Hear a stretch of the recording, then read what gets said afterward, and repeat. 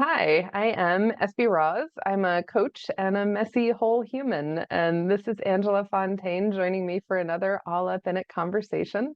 35-ish minutes of reporting from the complicated and exhilarating midst of learning.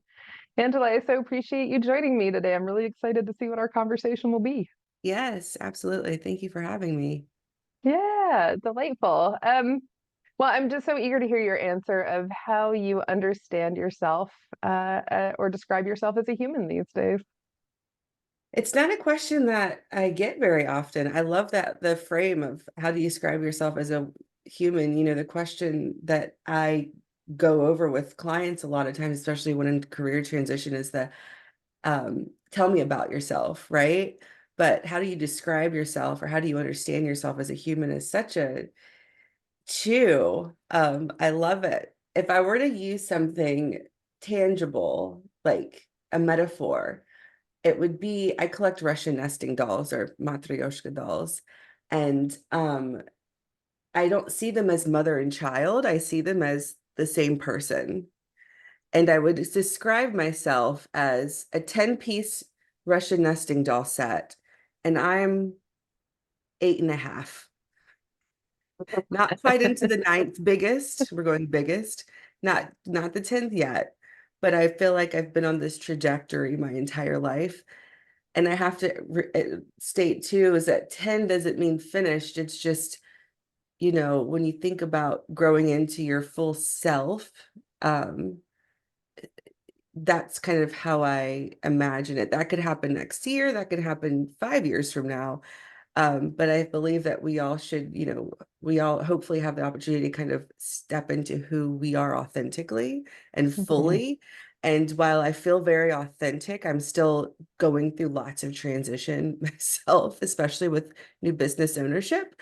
So I'm figuring out what that looks like and bringing, growing with the journey, I guess. So that would be my metaphor if I had to explain it with one. Oh, I love that. And I gotta say, like I'm so intrigued. Like I want to talk to you in like 10 years and ask you which doll you're in and like how that feels and if your perspective has changed. Because I'm sitting here thinking, like, gosh, like you're very young to be at 8.5.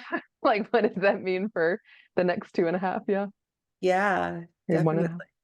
Yeah, it's interesting because, you think of your life. I try to live life knowing that it's very finite and me coming to terms with that and really embracing that has given me the courage to do things I think that I wouldn't have done if I didn't embrace my how finite life is. Hmm. Um, and So when I think about, you know, I'm young for being I mean, if you consider 41 young, then that's great. I feel like sometimes we can judge ourselves and say, I should be further along in life. I should be having these things that I don't have or achieving these things that I haven't achieved yet. Um, but that's comparing to the external world, Hmm. right? Right. So there's a difference between like I tried comparing to the external world for a very long time, and now the growth is coming from myself and where I feel like I'm engaged, where I'm living an authentic, living my path, living my divinity, if you will, um, living your self, capital S self, however you want to look at it, whether it's from a religious standpoint or otherwise. Um, I think that's the new work, you know, Hmm. that raising your Yeah. consciousness, if you will. And that's what I try to help my clients with also, as we all do with being coaches, is really understanding who we are individually Mhm. and how we perceive the world around us. Yeah, absolutely. And I think that's probably something most people who aren't coaches don't know. Mhm. Is that the work that we do for ourselves, like that it starts inwardly first and then radiates out, right? That we can't, I don't think we can do the work that we do if we're not attending to ourselves. Like one, I think it would be out of integrity, but two, I don't think we would have much to offer our clients. Do you agree? Is that your I experience? completely agree. I completely agree. Coaching without um, that intuition that comes with being a coach only can come from wisdom that we have gone through ourselves, I think. I mean, granted, that doesn't mean that I've gone through more things than my clients, because I learn from my clients every day. Sure. Same. And it's interesting, but and there are different types of coaches. The world of coaching is, we always say it's like the wild, wild west. Anybody can be a coach. There are certain guidelines and certain benchmarks and certain things that certain people do to validate their coaching. And then there's some great coaches who don't have those things, Hmm. so it's really there's really no cookie cutter way of going about becoming a coach. But the common denominator that I've seen through people who have become coaches is that coaching has kind of found them. Yes. That's definitely been my experience. So it's kind of like we have this yearning to do it ourselves and to really understand how our perceptions of the world are creating our realities, and how those assumptions and blocks and gremlins and pre-existing beliefs, or whatever, limiting beliefs, excuse me, um, you know, when we've gone through it ourselves. I didn't realize what I was doing was coaching myself until I knew what coaching was. And I was like, oh my God, this is a thing. I'm not crazy. Like this is a thing. Um, so it's just interesting how we kind of, Yeah. you know, get there. Yeah. Well, you're touching into something that I've said a lot of times myself, which is I think coaches are born and then we learn the skills to turn it into something that we can offer to other people, like sort of that innate empathy, that innate ability to hold space, and that thing that I have witnessed my whole life but can take no credit for, which is that people have always felt better. Some people have always felt better around me, like they feel better about themselves and they see themselves more generously. Yes. Um, and then I learned how to turn that into something I could actually offer intentionally instead of just being like, there's something happening here and I don't know what it is. Yeah. I think I'm still at that point.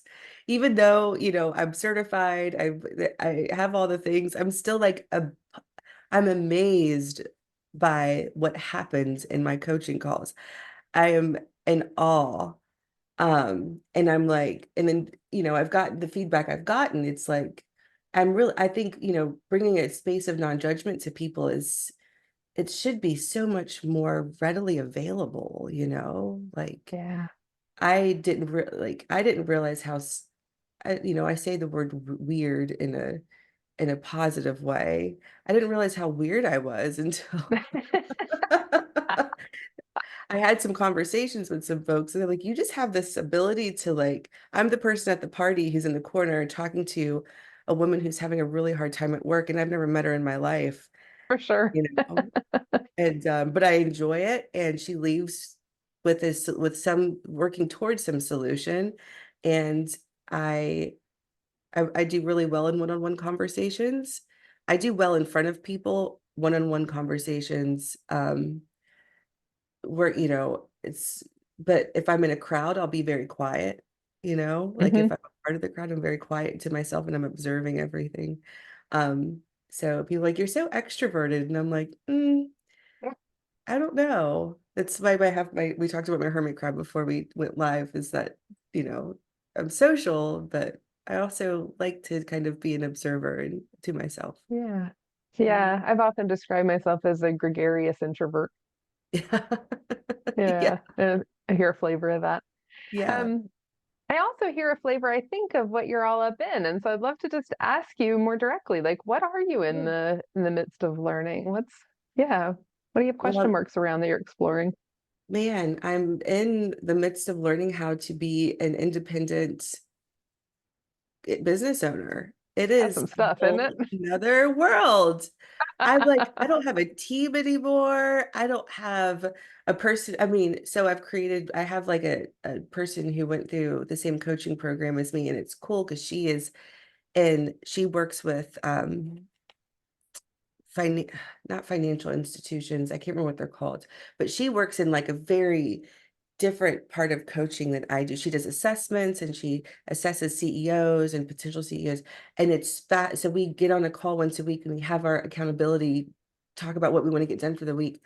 And then we do like an hour where we're just on Zoom together. So it feels like we're in an office, and I'm like, Nice. we need to grow that because I feel so isolated, except when I'm with my clients, but there's so much more to do now that I don't have. So I'm learning that. I'm learning how uncomfortable I am around branding and Mm, marketing. All of my business is word of mouth, which yeah. I am so amazed by. Um, but also I'm really excited to like attach to a brand I am that I'm proud of. It's so hard for us to project ourselves onto these platforms in an authentic way, or it's hard for Mm, me to. Um, so that's one of the biggest thing I'm working on. I finally hired yeah. a branding person, and they're helping me with that. Um, so it's just embracing this is like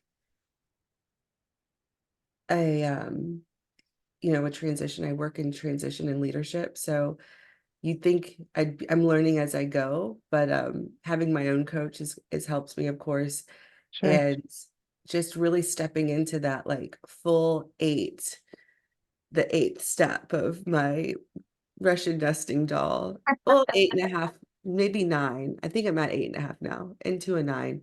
Um, and I think once my business is like I go to my website and I'm like, yes, I like that. That will help project me a Hmm. little more. Um, I don't really care where my business comes from. I love that it's word of mouth, but at the same time, I want somebody to go to my website and know what I'm about. And right now, I made my website myself. I'm like, let's use grayscale because it's easy. Like, I'm just like, Love it. nobody's gonna tell the difference between this color gray and this color gray. Um, so it's just way out of my wheelhouse and I'm figuring it out. So, Oh yeah, I feel all of that so much. And having read a bajillion business books in my time, as I wouldn't be surprised to find if you had as well. One of the topics that I've never found in there is just how vulnerable and uncomfortable this stuff is, right? Because to your point, we want to be, especially as coaches, right? It would be a different thing if we were selling widgets, right? But like mhm. as coaches where we are the product, right? Like we're trying to present ourselves authentically, but also there's that sort of tension, at least I think for a lot of us, there's that tension between I like want to look professional and trustworthy and reliable, but I also want to be a whole human, right? And Mhm. and it took me a lot of years to sort of peel off the layers of who I thought I should look like as a business person and Yeah, just be myself and trust that like that would draw to me the people that I wanted it to draw to me, and that the people that didn't like that cool, they probably weren't good clients for me, and I probably wasn't a good coach for them. And good, there are a lot of coaches out there. They're going to find somebody right. that feels good to them. Yeah, is that part of the tension you're noticing? That's a good question. I think that being in corporate, so I say being in corporate spaces because I don't have a corporate background, Hmm. which is an interesting thing for a coach because a lot of Yeah. coaches come from corporate America. I do not. I Hmm. come from government, nonprofit, small businesses. I've worked for one big college. Um, and I think that is it. Contracts, government contracts, things like that. Um, so I that human piece has always been that's what I've focused on is like, when I worked with people that were transitioning out of prison, you have to see their humanity. Hmm. And I go into every space. I think that's one of my strengths is that I'm able to go into every space as a human first. Hmm. And I've noticed that even if I'm in corporate spaces, it is so welcomed. Yeah. So I'm okay with being that again, weirdo, where I'm Hmm. like, I mean, that doesn't mean I'm gonna like show all my tattoos and like be this like rugged. It's a demeanor, I think. Hmm. Um, More so than what you wear. I'm very relaxed today because I'm in my home. I'm sorry I didn't put on Oh, I'm so glad you didn't. Whatever was coming next, I'm glad you showed up this way. So, and I think that that's, when we're trying to fit into these molds, and that's a lot of what I've worked with my clients on, is kind of shedding all of that noise Hmm. and really getting down to who the individual is and what their wants, needs, and desires are. And also judgments and recognizing that you have them is so important. So I kind of will put myself in those positions to be judged and then use it as an example Hmm. of when the time is right, of course. It's happened a few times where I'm like, yeah, let's talk about this. Let's talk about how, and most of my clients will say, like, I'm a non-judgmental person, but it doesn't reflect back to them. They're just talking about others. And it's like, this is so Hmm. interesting. So I try to be authentic, but also welcome in everyone else's, whether or not she's not corporate enough or she's not this. Like, yeah, that's true. Like you said, I might not be the right coach for you, but also let's talk about this. Why is Hmm. it important that you have a person that looks this particular way? And then we get Yeah, into, how we're trying to be more diverse and equitable in spaces, and how those unconscious biases come out. I have clients I work with who are really trying to have an intentionally breaking those down, especially the ones that are inhibiting. And it's such a beautiful thing because we're able to see how we didn't do any of that growth in quotations on purpose. We come up with our assumptions based on our experiences. So for we grow sure. into this person, and deconstructing that is such a powerful thing. And I don't know if my clients will listen to this, but it's like, I just want to give them the biggest shout out because it's hard, and but it's important work. It's beautiful.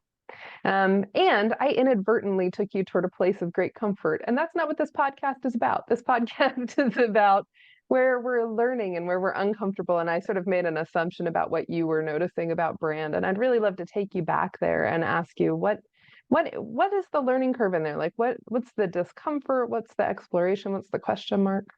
Yeah, I think it's the social media, I mean, being an elder millennial and growing up with an, analog. I had Facebook in college, or MySpace in college. And so we've had, in our generation has this really interesting look at social media and how it's completely changed the world we live in. And now it's such a normal thing. It's just me changing it from me posting pictures of my 5-year-old to my friends, using the same platform to project my business onto the huge world of the internet. Um, it just seems a little bit intimidating, to Yeah. be honest. Yeah. What's the story? Like what makes it intimidating? Um, I think the I love networking. I love one-on-one, face-to-face conversations. I love talking to people and figuring out whether I'm in a consulting space or a coaching space, how certain interventions can solve problems. I don't get to do that on an individual level Hmm. on social media. I might write a blog about something, but it's like I can't talk to billions of people. I can talk to billions of people at one time, but it's so high surface level. I'm just not used to communicating that way, I think Hmm. is where that lives. Yeah. Yeah. Is there so they're not used to communicating that way. Is that about how you shape the message or which messages you choose? It's just going from having an organic conversation with a person to Hmm. deciding what it is that I want to put on to the interwebs or Hmm. internet or whatever social media platform. Um, and with that said, I still am doing it very slowly. I made a video and I was like, hey, I don't know what I'm doing right now. And it was fine. But I would like to be more confident. And that looks like, I don't know where like that part, like why I'm not confident. I think it's just because I don't like my branding very much. And it's not that I don't like it. I just haven't put too much thought into it. Hmm. And I don't really know how to do it in an effective way. It's just a knowledge gap because I've never had to run a website before, I've Yeah. never had to do. I used to blog for the organization I used to work for, but they had their own platform to put it on, and I just wrote the blog. So Hmm. it's part of that Yeah. taking ownership of every single little thing that we're doing, and how, then in the back of my head, I'm like, taxes need to be done. You know what I Mhm. mean? It is so many moving parts, isn't it? It's just Hmm. sort of an endless number of moving parts. Yeah, absolutely. Yeah. And so you said you hired a branding person. What are some of the other tools that you've been using, whether internal or external, that are helping you navigate? Mm. I think internally, it's really liberating to say I don't know everything. Yeah. Um, Especially being business owner. I would like to eventually have her do my newsletter, have her do my social media. Um, I also could admit I just don't, it's not a task I enjoy. I Hmm. don't enjoy writing. I never have. Hmm. I think there is some gremlin living there because I graduated high school with a very low GPA, and my English teacher did not like my writing. And I think I never really put that to rest. But also, I know that I'm a good writer in a conversational way. I'm a good conversational writer, which is great. Hmm. But I really just don't enjoy it. I'd rather be face to face with a person. Yeah. And so just kind of internally being like, this is okay. And I can't be an expert in all of these things. I'm an expert in my coaching, but that's in consulting, but that's the only thing I need to be an expert in. Um, and I love the fact that I'm able to work with other small businesses like me that have a very specific niche. I also have hired another consultant that is helping me operationalize my outreach. So learning SEO optimization and um, reaching out like listservs of emails and how to keep all that stuff kind of. I have no idea what these things are. You know what I mean? Hmm. Like there's a million CRMs, there's a million different things. And I'm like, I don't want my brain to go to this stuff. So I have two people who are working with me. Um, and I keep getting pulled to talk about internal because Hmm. this has been a really difficult and eye-opening, not, I wouldn't say difficult, it's been an eye-opening journey. And I've never given myself so much grace in my life. And that's also been very helpful. Yeah. Just knowing that I don't have to work 40 hours a week to be a good worker. Hmm. I'm spending time with my son. I'm not worried about how many clients I have right now. I'm letting this shift happen in a very organic way and Hmm. doing it from a place that is authentic and where I don't feel like I have to be anything that I'm not. Hmm. And that is um, kind of my daily mantra to myself is that, I might not be making as much money as I was last year, but that's okay.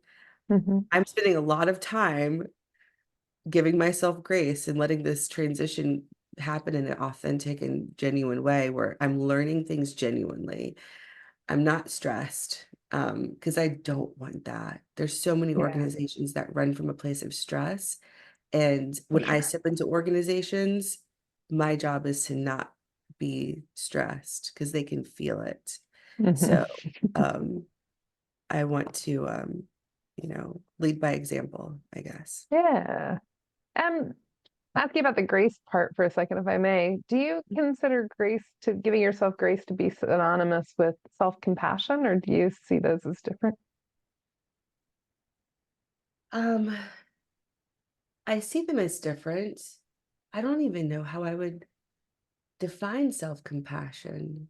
That's a great question. I see grace kind of lives in judgment, self-judgment. It's acknowledging that I'm judging myself right now on Hmm. what my expectations should be based on my past experiences and expectations of myself, and kind of releasing those, and then checking back in with where I am right now in this moment, not 5 years from now, not 5 years in the past. We call it time. It's like time traveling, where all that Hmm. anxiety and worry comes in.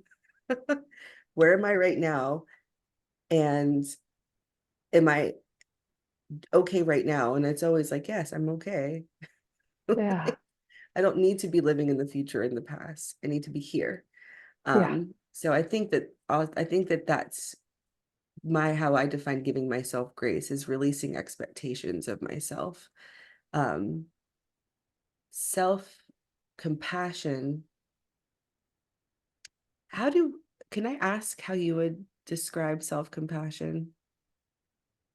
Similarly, so translating into the way I use these words, I would say what you just described was some combination of self-compassion, mindfulness, and radical acceptance, Hmm. right? That like, yeah, I sometimes call it with my clients, I sometimes call it, hey buddy energy.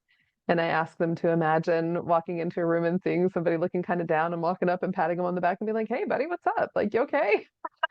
And then Yeah, like bringing that energy here, like, oh, hey self, you seem kind of stressed. You okay? Like everything's okay here. Let's check out, in the mindfulness pieces, let's check out what's happening exactly right here and right now, because most yeah, moments right here and now are pretty boring, right? Like yeah, there's not much going on most of the time. To your point, we tend to be stressed about what has happened or what we think might happen, yeah. right? Hmm. Hmm. And then that radical acceptance of like, this is reality, right? Exactly Yeah. as it is. How do I want to respond to it? I Something comes up for me, and it's around like why people hire coaches, and like we have the tangibles, but that self-compassion piece, I think that sometimes that has to be called out. Like, it's hard to do this work and to create this partnership. Clients love it once they get into it, but making that step can be kind of vulnerable. True. um and when I think of self-compassion, it's really giving yourself that space, which is what coaching does, which is what meditation does, yoga, whatever it is that you're doing. Mhm. So I'm glad you asked that question, because the term self-compassion has never left my mouth. So um, thank you for that. I You love learn it. something every day. I love that. Well, I'm such a word nerd, and I find a lot of um, utility in getting really curious about language and like how we use it, right? Like radical acceptance is something that I love working with people around, and it's a tricky one because I would never have chosen the word acceptance for that because of how we use it colloquially, right? Mhm, Can be a real hitch in the giddy up of actually living radical acceptance, right? It sort of mhm. implies that we either need to resign ourselves to something or we need to be enthusiastic or approving of something rather than like, no, this is just reality how it is, right? Like Yeah. Well, however it's we feel about interesting.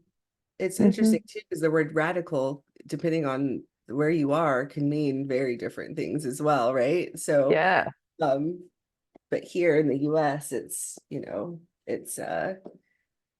I think I find it interesting, because yeah, that context and different. I think of the word radical, and I think not fitting into the of norms, but not for the wrong reasons. It could be kind of like anarchist, if you will. I got no beef with anarchy, but I do Right. have beef with like radical feminists, for example. Like Right. I got big beef there, you know? Yeah. So to Yeah. your point, like what's the context and Mhm. yeah, what's the pairing? There is a saying that, oh goodness, everything, or like accepting yourself for where you are right now. And that's how I wouldn't call it radical acceptance, but when Mhm. I'll ask the question, what if you were able to accept where you are right now, Yeah. fully accept where you are right now? What would that look like? It's a question I ask to clients quite a bit. And excuse me. And I think that might be the same thread. It's just Yeah. all this is chaos. Like this, everything's are absurd. Let's accept it. Because once we can accept it, we can focus our energy on where we need to productively focus our energy on. We Yeah. could say I would have, should have, could have all day long, but it's not gonna be as productive as just saying, all right, this is where I am. Yep. Yeah. What's next? Yeah. Yeah. Given this landscape, how do I want to be in it, right? Yeah, absolutely. Yeah, yeah. This is delightful. It's so nice to learn more about you and what you're in the midst of. And I always Yeah. like to close out every Olive Bennett with an opportunity to share the wee little spotlight that Olive Bennett offers with perhaps a nonprofit that you value and would like to tell people about. Oh, goodness, there's so many. Most of my work is with nonprofit organizations. Right now, I'm working with the Office of Sustainability here in Richmond, doing I will be working with them, doing some facilitation and coaching, because they are implementing a huge, it's called RVA Green 2050. I've been a part of this planning of this project since for years now. And part of their implementation of this plan is working through nonprofits in the city of Richmond who are doing the groundwork. Um, there is there are some amazing organizations. Um, what come to mind, right? Southside Relief. They are replanting the tree canopy in South Richmond. This is such a small part of the city. Well, it's a huge part of the city, but it's a forgotten part of the city because it's south of the river. It's like, Mhm. but it's also one of the most disenfranchised parts of the city. People kind of forget about them. So, um, and there's also a gentleman by the name of Duran Chavis who runs the Happily Natural Festival, and he's been doing so much urban gardening. And I took his boot camp, and it was great, Nice. just learning about the food apartheid and Mhm. how small city farms, urban farms, and urban agriculture is. It's what's happening on Southside Richmond is truly inspiring. So any I'm a social justice nerd. Mhm. I've worked in police accountability, volunteered in police accountability, excuse me. Um, anything so, and I look at social justice, criminal justice, or criminal reform, criminal justice reform, Mhm. um, environmental justice, food justice. It's all this under the same umbrella of, Great. so any organization that brings that authentic, really repowering. I don't like the word empower because it kind of implies that when you're attaching to communities, because communities already have the power, they're just not being listened to. They're not being Mm. supported by the powers that be. So we can say repowering organizations or community members or what have you to take the trajectory or have the ability to create their community in a healthy way. Um, and I say it like that because there are nonprofit organizations who feel as though their way of doing it is better. Mhm. So when I work with organizations, I want to make sure they're doing work with the community, not to the community. Mm. And Nicely said. so I just think when you ask that question, it's always the first thing that comes to me. It's like, what's important? What nonprofit is important? It's any nonprofit that's doing work with the community is important to me. And if there's nonprofits who feel as though they're having a hard time with that, that's where my consulting work comes in. So it's Nice. because they're still doing good work. They want to do good work. It's Yeah. something sometimes we don't realize that there needs to be some engagement that happens before we really start throwing money at things, especially in our most disenfranchised communities. Yeah, well said. Thank you. Thank you. And thank you for joining me today. Again, it's just a great pleasure. Yeah, thank you Um, for having me. It was great. yeah, thank you. And I wish you and I wish myself and I wish anybody watching or listening ease and joy in the midst of whatever our learning curves. Yeah.